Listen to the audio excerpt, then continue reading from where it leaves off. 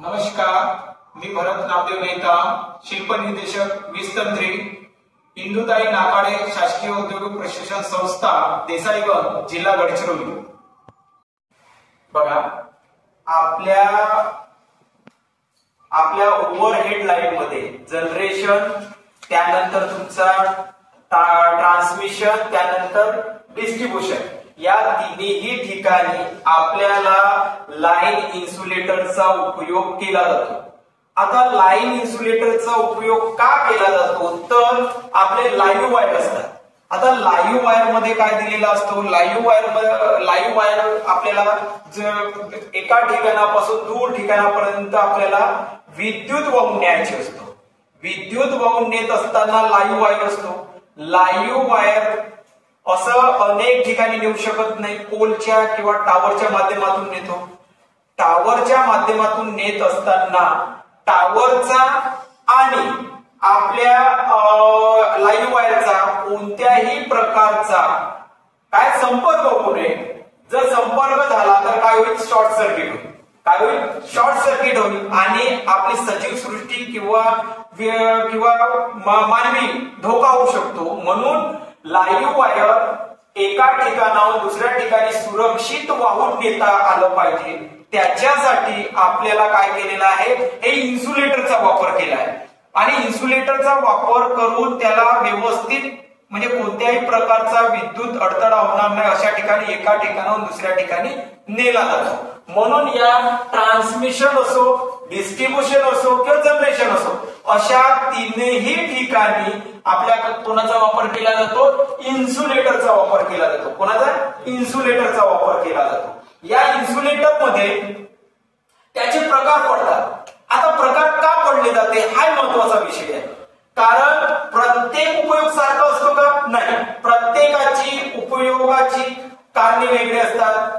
प्रत्येक ठिकाणाचं जर आपल्याला वाटलं त्या ठिकाणी की कुठं वळण घ्यायची आहे, वळण घ्यायचं असेल तर इन्सुलेटर वेगळा वापरावा लागेल, सरळ जायचं असेल तर इन्सुलेटर वेगळा घ्यावा लागेल। अशा अनेक म्हणजे परिस्थिती पाहून, निसर्गाची आणि मानवी परिस्थिती पाहून आपण काय करायचं, आपण इन्सुलेटरची निवड करायची। आणि तसेच हाय करत असताना तुम्हाला व्होल्टेज नुसार इन्सुलेटरची निवड करायची। काय व्होल्टेज, जसं व्होल्टेज वाढला तर इन्सुलेटर बदलतो आणि त्यानंतर व्होल्टेज कमी झाला तर इन्सुलेटर बदलतो। कारण याचं कारण काय आहे, तर आपल्याला आर्थिक भुर्दंड पडला नाही पाहिजे।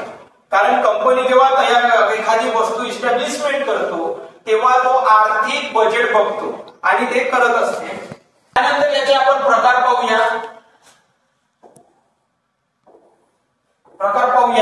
पहिला आहे पिन इन्सुलेटर। आता पिन इन्सुलेटरचा उपयोग काय होतो, पहिला आहे पिन इन्सुलेटर। या इन्सुलेटरचा उपयोग आपण एक सरळ जर वायर न्यायचा असेल, सरळ म्हणजे लाईव्ह वायरला घेऊन जायचं असेल तर या खाच्यामध्ये ठेवून पिन इन्सुलेटरला घेऊन जातो। हा त्याचा म्हणजे सरळ विद्युत वाहून न्यायची असेल तेव्हा या पिन इन्सुलेटरचा उपयोग केला जातो।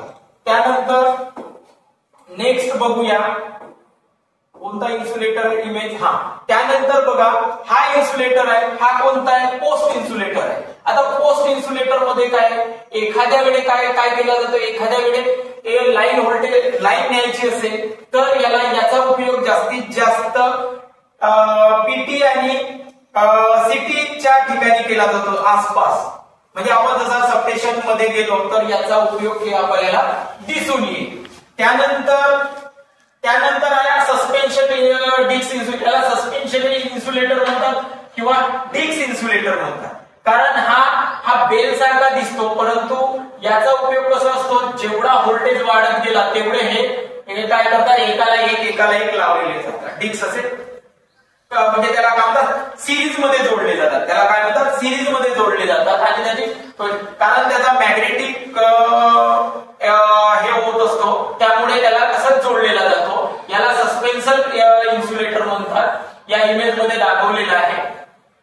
त्यानंतर तुम्हाला त्या समोरचा आहे, त्यानंतर बघा हा सस्पेन्शन स्ट्रिप जोडलेला अशा प्रकारे असेल। जसा व्होल्टेज वाढला, जर हाय व्होल्टेज असेल तर असे काय डिस्क एकावर एक असे जोडत असतात। आणि ही वायर एक दुसऱ्यापासून अंतर असायला पाहिजे, नाहीतर काय होईल, एकमेकापासून तर मॅग्नेटिक इफेक्ट होऊन वायरिंग इन्स्टॉलेशन मध्ये व्होल्टेज ड्रॉप होण्याची शक्यता असते, म्हणून ही व्यवस्था केलेली असते. त्यानंतर बघा स्ट्रेन इन्सुलेटर, स्ट्रेन म्हणजे असा जोडलेला असतो ट्रेन सारखा, म्हणून स्ट्रेन इन्सुलेटर असे म्हटलेलं आहे.